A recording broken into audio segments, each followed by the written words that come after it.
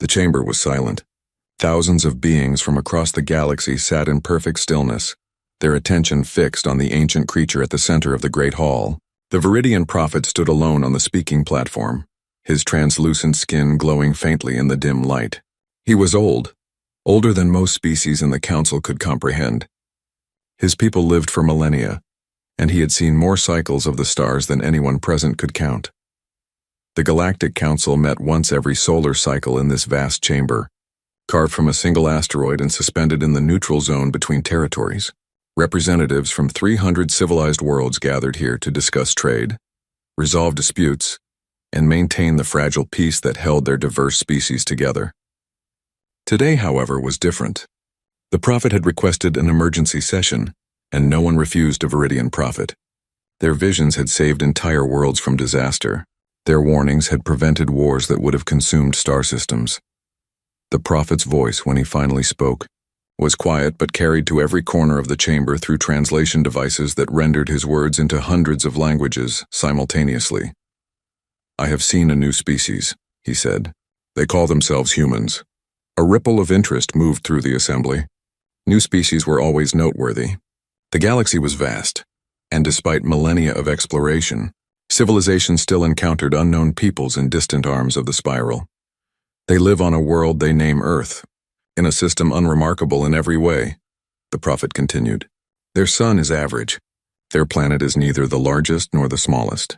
They have only recently split the atom and begun to reach beyond their atmosphere. By all measures, they are primitive, weak, insignificant. Commander Zekthor of the Cathrak Empire shifted in his seat. The Cathrak were warriors, a species that had conquered 24 worlds through superior military might and ruthless efficiency. They believed in strength above all else. Weakness was to be exploited or eliminated. Zekthor's forearms were covered in scars from countless battles, and his reputation as a brilliant strategist had earned him a position of high authority in his empire. He leaned forward, his interest piqued. "Then why do we concern ourselves with them?" Zekthor's voice was harsh, translated into the common tongue with a metallic edge. "If they are weak and primitive, they are no threat to anyone. Let them develop in peace or die in obscurity. The galaxy is indifferent to such species." The prophet turned to face the Cathrak commander. His eyes, which had witnessed the birth and death of stars, held a sadness that made several nearby delegates uncomfortable. "Because I have seen what they will become," the prophet said. "And more importantly, I have seen what happens if you strike them first." The chamber grew quieter still. A Viridian prophecy was not to be taken lightly. Humans are not the strongest species. The Cathrak warriors could defeat them in single combat with ease. They are not the fastest. The Sylth can cross distances humans cannot imagine. They are not the smartest. The Viridian have solved mathematical problems that would take human computers centuries to process. They are not the longest lived. My own people will see the heat death of the universe while humans are dust. The prophet paused, and when he spoke again, his voice carried a weight that made the ancient chamber feel suddenly smaller. "But humans have something that will make them the most dangerous species you will ever encounter. They remember. They hold grudges across generations. They pass down stories of wrongs committed against their ancestors. And if you harm them first, if you strike them without provocation, they will never stop coming for you. Never. They will pursue you across the galaxy. They will sacrifice everything. They will turn their entire civilization into a weapon pointed at you, and they will not rest until you are destroyed." Zekthor laughed, a sound like rocks grinding together. Several other Cathrak delegates joined him. "With respect, prophet, you speak nonsense," Zekthor said. "We have fought species that span solar systems. We have crushed civilizations that had technology beyond anything these humans possess. What makes you think they would be any different? Vengeance is empty unless backed by power." The prophet closed his eyes. "I have seen your future, Commander Zekthor. I have seen what happens when the Cathrak Empire decides that humans are a potential threat. I have seen your preemptive strike. I have seen the human colonies burning, and I have seen what comes after. The humans will not submit. They will not negotiate. They will not forgive. They will build weapons from the wreckage of their own destroyed worlds. They will turn their grief into fury and their fury into purpose. And in the end, Commander, I have seen the Cathrak homeworld silent and empty, a monument to the mistake of striking first." The chamber erupted in voices. Some species called for the prophet to explain further. Others demanded to know when this would happen. The Kethrak delegation shouted denials and accusations. Through it all, the prophet stood silent, waiting for the chaos to subside. Counselor Mir-An, a diplomat from the peaceful Lorien collective, rose from her seat. Her species valued wisdom and careful thought above all things. Prophet, we have always heeded your warnings, but you ask us to accept a future that seems impossible. These humans have not even achieved faster than light travel. How can they possibly threaten an empire like the Kethrak? The prophet opened his eyes and looked directly at her. Because humans do not need to be strong to be unstoppable. They only need to be angry. And they only need a reason to never give up. If you leave them in peace, they will become your friends. They will trade with you. They will learn from you. They will add their unique perspective to the galactic community. But if you hurt them first, if you kill their children and burn their homes, you will create an enemy that will outlast your civilization. Zekthor stood, his massive frame towering over his seat. The Kethrak Empire does not fear prophecies or warnings. We make our own future through strength and decisive action. If these humans become a threat, we will eliminate that threat before it grows. That is wisdom. That is survival. The prophet looked at him with infinite sadness. Then I have wasted my breath. The vision will come to pass. I only hope that other species will learn from your mistake before they make the same error. The council session ended in disorder. The prophet's warning was recorded in the official archives, but no action was taken. Most delegates dismissed it as the confused ramblings of a prophet who had lived too long. The Kethrak delegation returned to their empire, convinced that the old Viridian had lost his ability to see clearly. Only Counselor Mir-An took the warning seriously.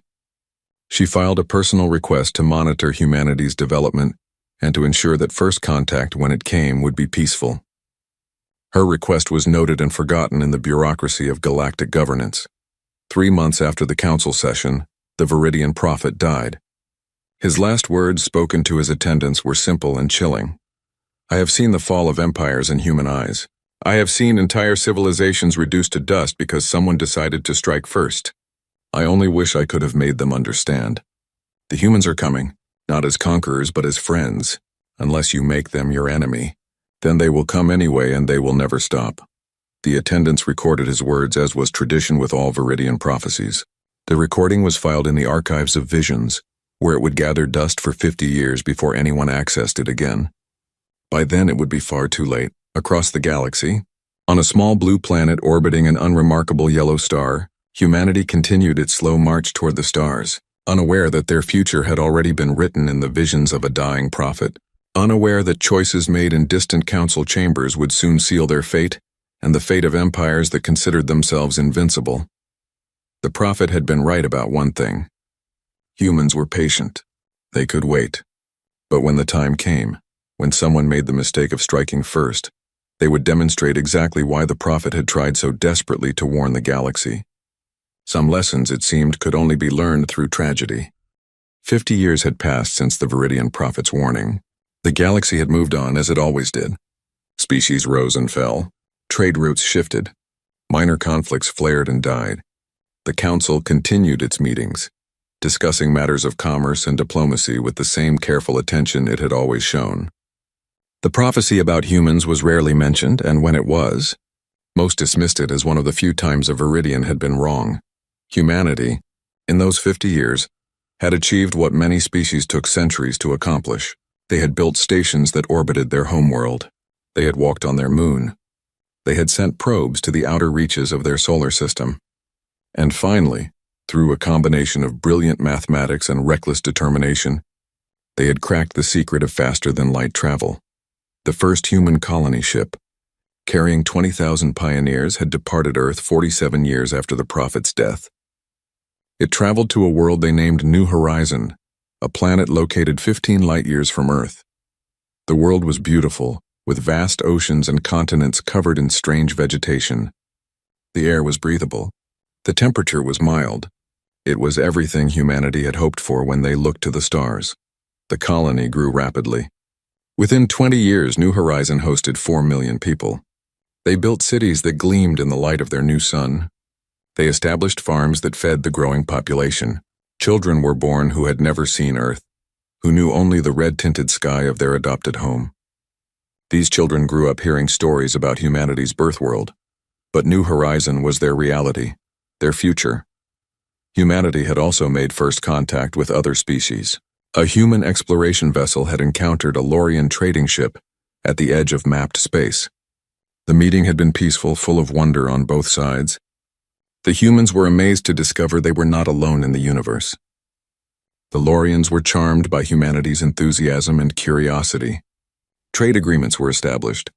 Cultural exchanges were planned. Humanity began to take its first careful steps into the galactic community. But not all species viewed humanity's arrival with pleasure. Commander Zekthor, now Supreme Commander of the Cathrek military forces, watched humanity's expansion with growing concern. In 50 years, they had gone from primitives bound to a single world to a spacefaring civilization with colonies and trade agreements. Their rate of advancement was unusual, alarming even. Zekthor called a meeting of the Cathrek High Command in the war room of the Imperial Fortress. The massive chamber was lined with holographic displays showing the territories of the Cathrek Empire and the positions of their fleets. Dozens of military leaders gathered, their attention focused on the human territories displayed in the center of the room. "The humans grow too quickly," Zekthor began, his voice echoing through the chamber. 50 years ago, they were barely capable of leaving their own planet. Now they have colonies, they have alliances. They are expanding into territories that border our outer regions. If we do nothing, in another 50 years they will be a significant power. One of his subordinates, a younger commander named Thalkor, spoke up. "Supreme Commander, the humans have shown no aggression toward us. Their interactions with other species have been peaceful. They trade fairly. They honor their agreements. Perhaps they are not a threat." Zekthor turned to face him, his forearms crossed in a gesture of dismissal. "Peace today does not guarantee peace tomorrow. Every empire in this galaxy began as a small, peaceful civilization. The Cathrek themselves were once traders and explorers. Then we learned that the galaxy respects only strength. The humans will learn the same lesson eventually. Better to act now while they are weak, than to wait until they become strong enough to challenge us." Another commander, Rekmal, nodded in agreement. "A demonstration of our power would serve two purposes. It would eliminate the human expansion before it becomes problematic, and it would remind the other species why they defer to Cathrek authority.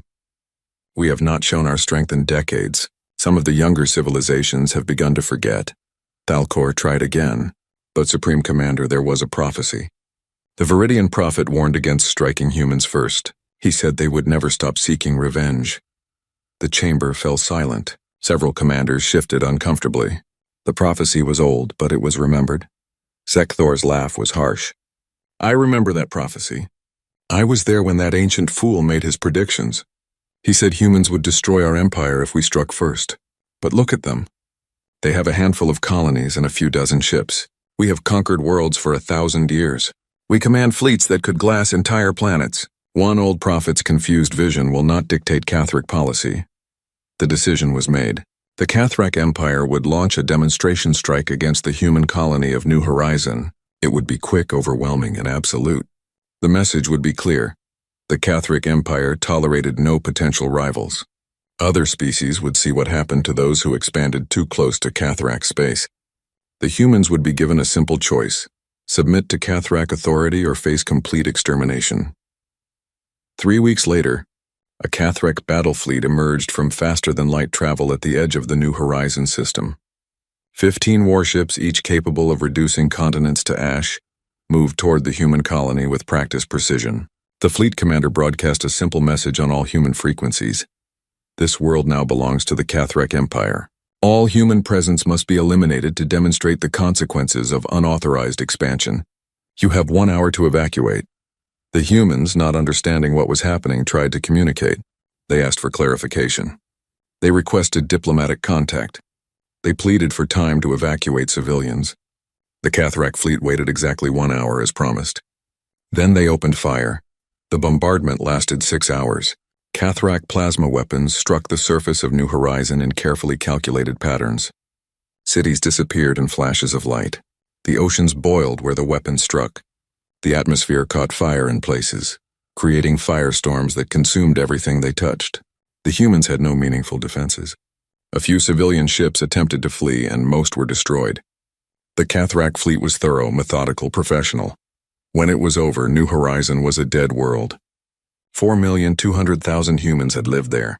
Now only ash and ruins remained. The Cathrak fleet departed, their mission accomplished.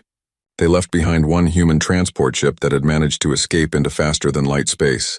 The fleet commander allowed it to go deliberately. Someone needed to carry the message back to Earth. The transport ship, carrying 300 survivors, arrived at Earth 4 days later. The recordings it brought were shown on every human world, every station, every settlement. Billions of humans watched in silence as their colony burned. They saw children's hospitals exploding.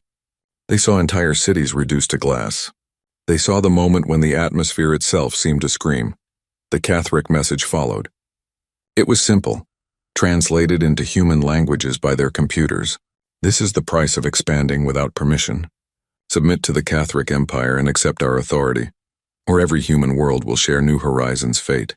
You have 1 standard week to respond. The human government went silent. For 72 hours, not a single transmission came from Earth or any human territory. The galaxy watched and waited. Most species assumed the humans would submit. It was the logical choice. The alternative was extinction. On the 4th day, a transmission broadcast from Earth on all frequencies in all known galactic languages.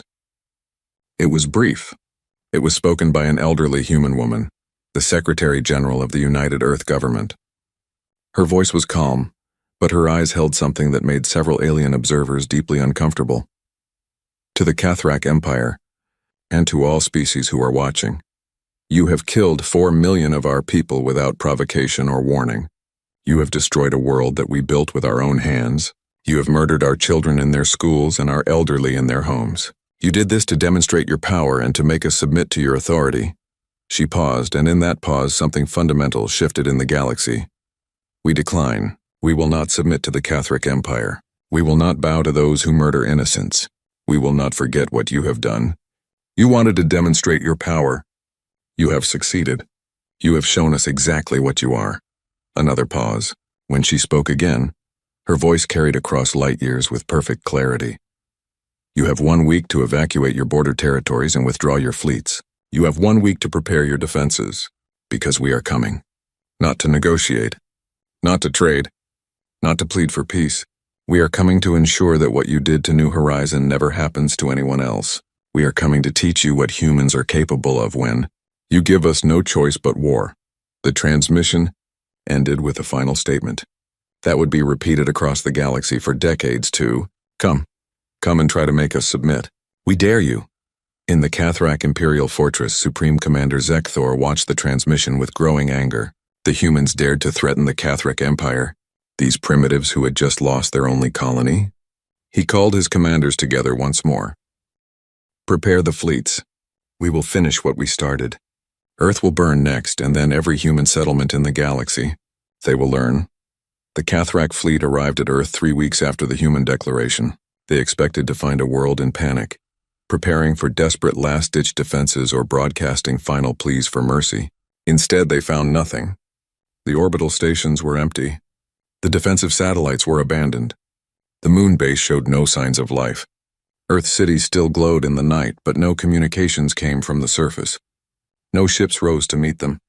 The humans had simply vanished. Supreme Commander Zekthor stood on the bridge of his flagship, staring at the blue-green world below. Something was wrong. This silence was not natural. Species facing extinction did not simply disappear. They fought. They begged. They tried to negotiate. They did not go quiet. Send reconnaissance teams to the surface, he ordered. Scan for human presence. Find out where they went. The teams found abandoned cities, empty schools, silent hospitals. The humans had evacuated their homeworld in a matter of weeks. Taking everything of value with them, they had disappeared into the depths of space, retreating to locations unknown. The Cathrak searched for months but found only empty settlements and deserted outposts. It was as if humanity had been erased from the galaxy. 5 years passed. The Cathrak Empire grew complacent. The human threat had been neutralized, or so they believed. A few scouts reported possible human activity in uncharted regions, but these reports were dismissed. Humans were primitive refugees, scattered and broken. They posed no danger. Then the attacks began. A Catholic supply convoy traveling through a remote system simply disappeared. No distress calls, no debris. 20 ships carrying critical resources, gone as if they had never existed. The Cathrak sent a battle group to investigate. That battle group also vanished. More incidents followed. Mining colonies on the outer edges of Cathrak territory went silent. Communications arrays were destroyed by unknown attackers. Trade routes became dangerous, then impossible. The Cathrak military responded with overwhelming force, sending entire fleets to hunt down the raiders. But the raiders never stood and fought. They struck from nowhere, inflicted damage, and disappeared before the Cathrak could respond. It took the Cathrak 2 years to confirm what they already suspected. The humans were back. They had spent 5 years in hiding, and they had not been idle. They had built ships, thousands of them, using designs that incorporated technology stolen from the Cathrak and improved upon. They had trained armies of soldiers who knew nothing but war. They had transformed their entire civilization into a weapon pointed at the Cathrak Empire. The war that followed defied all Cathrak expectations.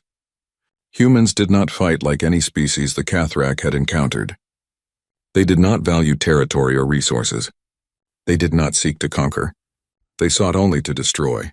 Every battle was a calculated strike designed to inflict maximum damage. Every encounter left Cathrak forces weakened and demoralized.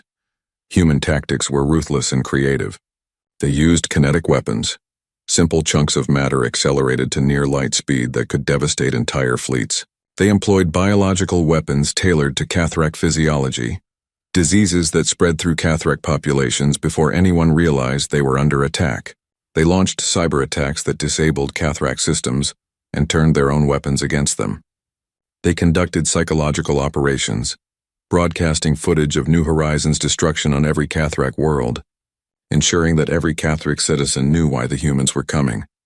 The galaxy watched in horror. Other species had always feared the Cathrak Empire, but they had never seen the Cathrak truly challenged. Now they witnessed something unprecedented. The humans were not winning every battle. They lost ships. They lost soldiers. They suffered defeats that would have broken other civilizations. But they kept coming, always. No matter how many times the Cathrak pushed them back, the humans returned stronger and more determined. Counselor Mir-An attempted to mediate. She contacted both sides, pleading for negotiations. The Cathrak, for the first time in their history, indicated they might be willing to discuss peace terms. The humans refused. Their response, delivered by the same elderly woman who had made the original declaration, was chillingly simple. You killed our children. 4,200,000 people who had never done anything to harm you. You burned them because you wanted to demonstrate your power. Now we are demonstrating ours. There will be no negotiation. There will be no surrender. There will be no forgiveness. We will keep coming until your empire is dust. That is not a threat. That is a promise. The war ground on. Years became decades. A generation of humans grew up knowing nothing but warfare. They learned Cathrak tactics. They studied Cathrak weaknesses. They adapted and evolved their strategies with terrifying speed. For every advantage the Cathrak possessed, the humans found a counter. For every weapon the Cathrak deployed, the humans developed a defense and then turned that weapon against its creators. Supreme Commander Zekthor, now old by Cathrak standards, watched his empire crumble. Territory was lost. Colonies were abandoned. Allied species broke their treaties with the Cathrak, afraid of becoming targets of human vengeance. The Cathrak military, once the most feared force in the galaxy, was stretched thin trying to defend against attacks that came from every direction. What disturbed Zekthor most was not the human military capability. It was their absolute refusal to stop. Captured human soldiers would not surrender even when facing certain death. Some chose suicide over capture. Those who were taken alive refused to provide information, no matter what methods were used. They would look their captors in the eye and recite the names of the dead from New Horizon, all 4,200,000 names. They had memorized them. Every single human soldier carried the complete list. 20 years into the war, the tide began to turn decisively. The humans had reverse-engineered Cathrak technology and improved it. Their ships were now faster, their weapons more powerful, their defenses stronger. More importantly, other species had begun providing covert assistance to the humans, not out of love for humanity, but out of fear that if the Cathrak won, their own species might be next. The Lorians provided intelligence about Cathrak fleet movements. The Varines shared their computational technology, allowing humans to process vast amounts of tactical data. The Sylth, whose territories bordered Cathrak space, allowed human ships to use their systems as staging areas. No one formally allied with the humans, but everyone quietly helped them. The Cathrak Empire had ruled through fear for too long. Now that fear was turning against them, the Cathrak attempted one final, desperate strategy. They offered complete surrender. They would withdraw from all conquered territories. They would pay reparations. They would submit to any terms the humans demanded. The offer was broadcast across the galaxy, a public admission of defeat from an empire that had never known defeat. The human response was delivered not through diplomatic channels, but through action. Human fleets broadcast a single message as they continued their advance into Cathrak territory. The message was footage from New Horizon. The burning cities, the dying children, the moment when an entire world screamed. It played on every screen in Cathrak space over and over, ensuring that every Cathrak citizen understood what their empire had done, ensuring they understood why forgiveness was not possible.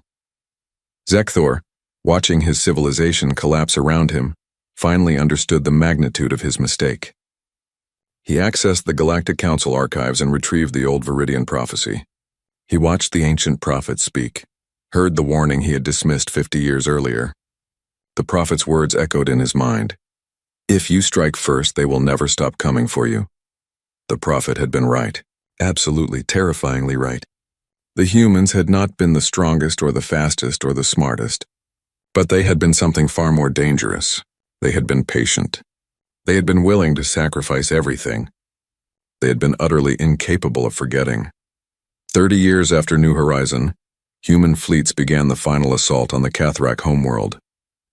Zekthor stood on the command deck, watching the displays as hundreds of human ships emerged from faster-than-light space. They came in perfect formation, disciplined and professional. They had learned everything the Cathrak could teach about warfare, and they had surpassed their teachers. The fleet commander, a human named Admiral Chen, broadcast a message to the Cathrak homeworld. Her voice was calm, almost gentle, but carried an undertone of absolute finality. Supreme Commander Zekthor, you once sent a fleet to destroy our world. You killed millions of innocents to demonstrate your power. Now we have come to your world. Not to demonstrate power, not to prove anything. We have come because you gave us no choice. You taught us that the galaxy respects only strength. You taught us that mercy is weakness. You taught us that the strong survive by eliminating threats before they grow. She paused, and in that pause, Zekthor felt something he had not experienced since he was young. Fear. We learned your lessons well, but we will not repeat your mistakes. Your homeworld will not burn. Your people will not die. Instead, you will live. You will live and remember what happens when someone makes the mistake of striking. The human occupation of the Cathrak homeworld lasted 15 years. During that time, humanity demonstrated a restraint that shocked the galactic community. They did not enslave the Cathrak population. They did not loot their resources. They did not impose harsh governance or demand tribute. Instead, they did something far more effective. They taught. Every Cathrak child attended mandatory education programs where they learned about New Horizon. They saw the recordings. They heard the testimonies of the few survivors. They were taught the names of the dead. They learned why the war had happened and what their empire had done to provoke it. The goal was not to humiliate, but to ensure understanding. The Cathrak needed to know on a fundamental level the consequences of their actions. The Cathrak military was disbanded. Their warships were decommissioned. Their weapons factories were converted to produce civilian goods. The empire that had once controlled dozens of worlds was reduced to its homeworld and 3 nearby colonies. The Cathrak were not destroyed, but they were fundamentally changed. A warrior culture was forced to become something else entirely. Supreme Commander Zekthor was not executed, though many humans demanded it.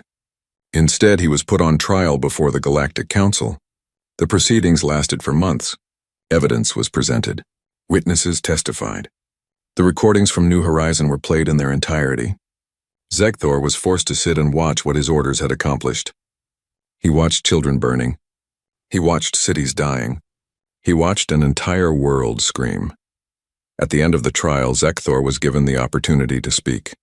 He was an old warrior by then, his forearms weak, his body failing, but his mind was still sharp, and he understood what was being asked of him. He looked at the assembled representatives of 300 worlds and spoke. I gave the order to destroy New Horizon. I believed it was strategically necessary. I believed humanity posed a potential threat that needed to be eliminated before it grew. I was wrong, not because we lost the war, but because the war should never have happened. We struck first without provocation. We killed innocents to make a point. And we learned too late that some species will never forgive such actions. He paused, and when he continued, his voice carried a weight that made every being in the chamber uncomfortable. There was a Viridian prophet who warned me. He told me that humans would never stop if we struck first. I dismissed his warning as the confused ramblings of an old creature. I was arrogant. I believed that strength alone determined outcomes. I have learned differently. Strength matters, but so does memory. So does determination. So does the willingness to sacrifice everything for justice. Zekthor looked directly at the human delegation. The humans won this war not because they were stronger, though they became strong.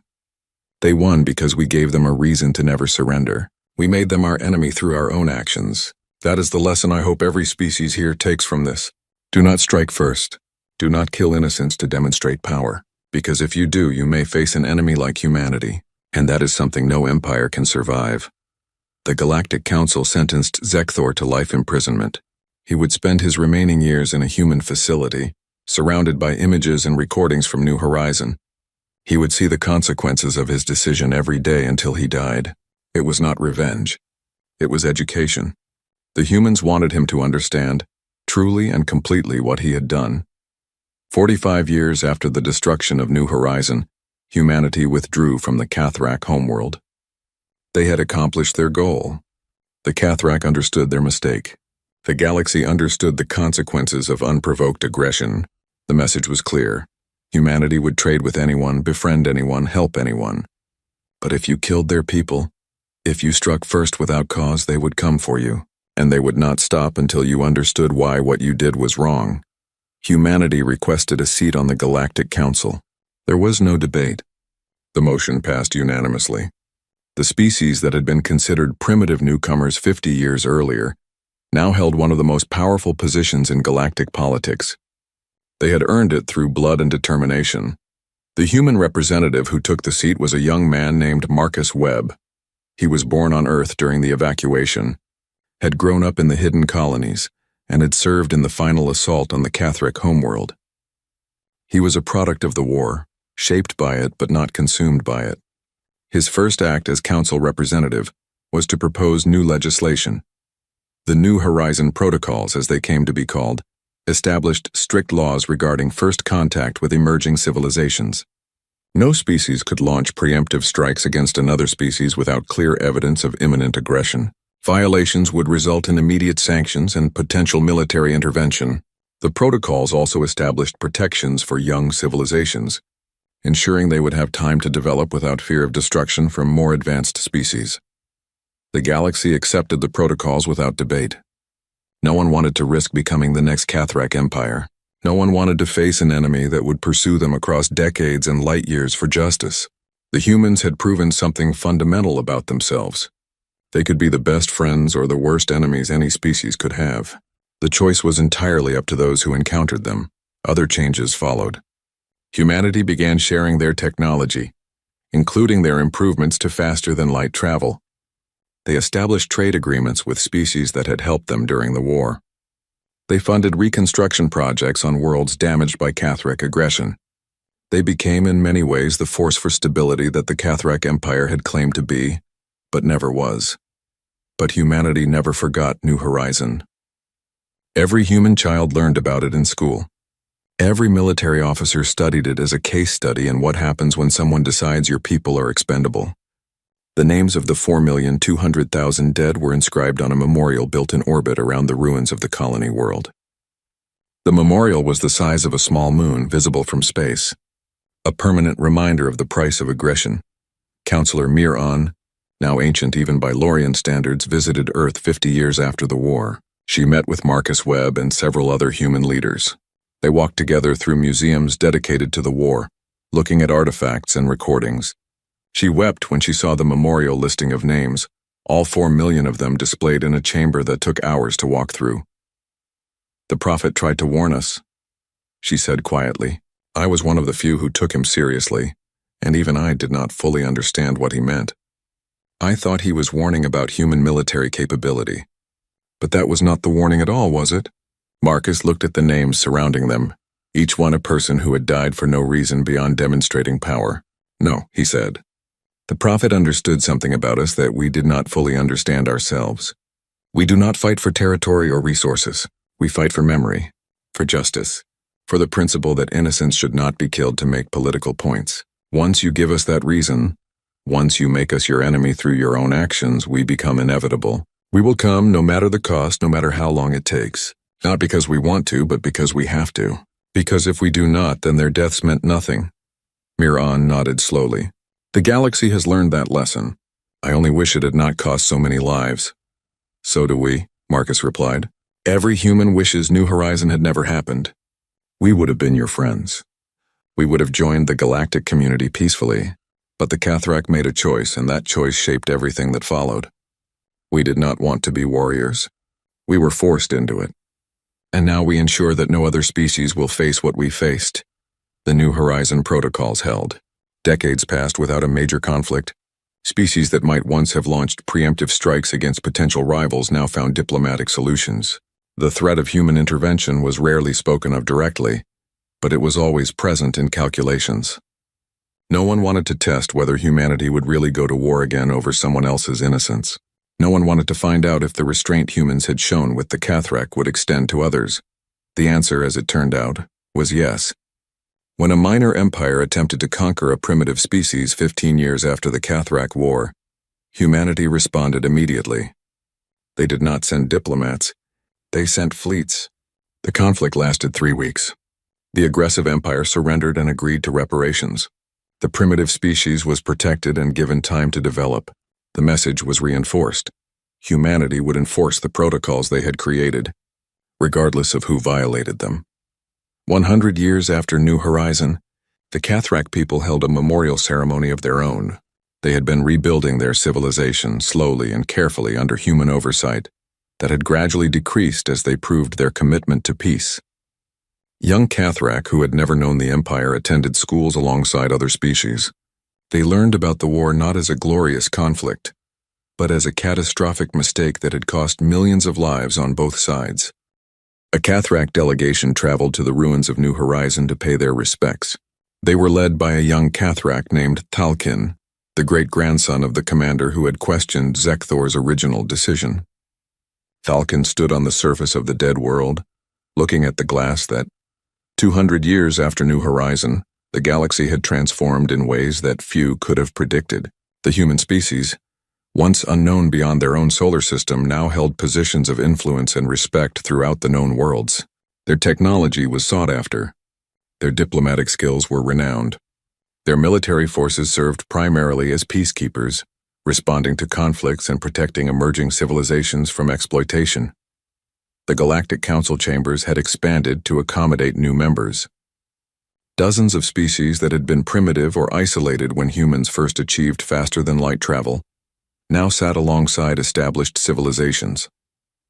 The New Horizon protocols had protected them, given them time to develop, and welcomed them into the galactic community when they were ready. Many of these species knew humanity only as protectors and allies. The war with the Cathrak was ancient history to them, a story from before they had even discovered fire. But humanity remembered. They always remembered. Earth had been rebuilt and repopulated.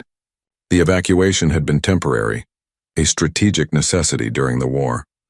Now it was home to 12 billion humans and served as the cultural and political heart of human civilization. But it was no longer the only human homeworld. Dozens of colonies spread across the galaxy, each one unique, each one contributing to the tapestry of human culture. New Horizon remained untouched. The world was dead, its surface still scarred by Cathrak weapons, its cities still visible as patches of melted glass. Humanity had refused all offers to help terraform and restore it. The planet stood as it was, a memorial to those who had died and a reminder of why the New Horizon protocols existed.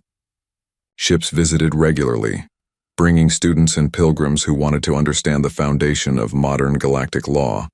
Ambassador Sarah Chen, the great-great-granddaughter of the admiral who had led the final assault on the Cathrak homeworld, stood in the council chambers preparing to give her first major address. She was young by human standards, barely 40, but she carried herself with the confidence of someone who understood the weight of history.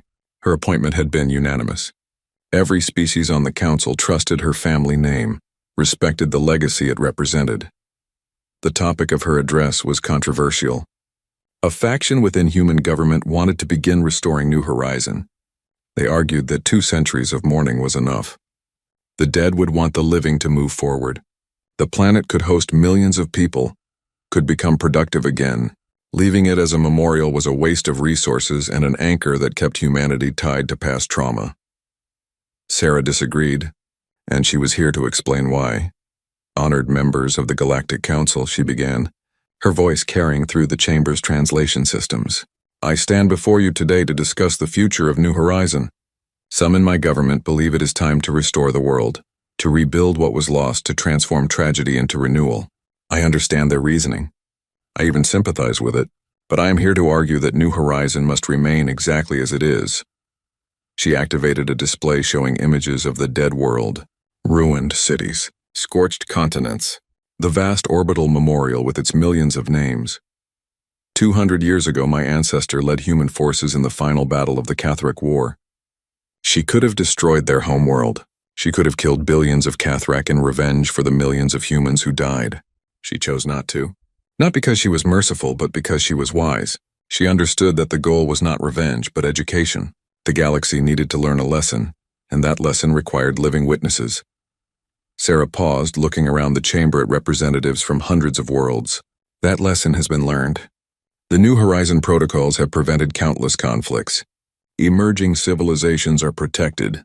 Preemptive strikes are illegal and enforced. The galaxy is more peaceful now than it has been in recorded history. We achieved this not through conquest or dominance, but by demonstrating what happens when someone makes the mistake of striking first. She changed the display to show statistics. Conflicts prevented, species protected, lives saved by the protocols. But memories fade. Generations pass. 200 years seems like a long time, but in the span of galactic history it is barely a moment. There are species in this chamber who were not even aware of other civilizations when New Horizon burned. They know the protocols exist, but they do not truly understand why. They have never seen the cost of ignoring them. Sarah's voice grew harder, colder. New Horizon is not just a memorial to our dead. It is a warning to the living. It is proof that we will never forget. It is a reminder that humanity keeps its promises. We promised the Cathrak that we would never stop, and we kept that promise. We promised the galaxy that we will protect the innocent, and we keep that promise too. But underlying all of this is another promise, one we have never needed to state explicitly. She looked directly at the assembled delegates. If you strike first, if you kill our people without cause, we will come for you. We will pursue you across light years and generations.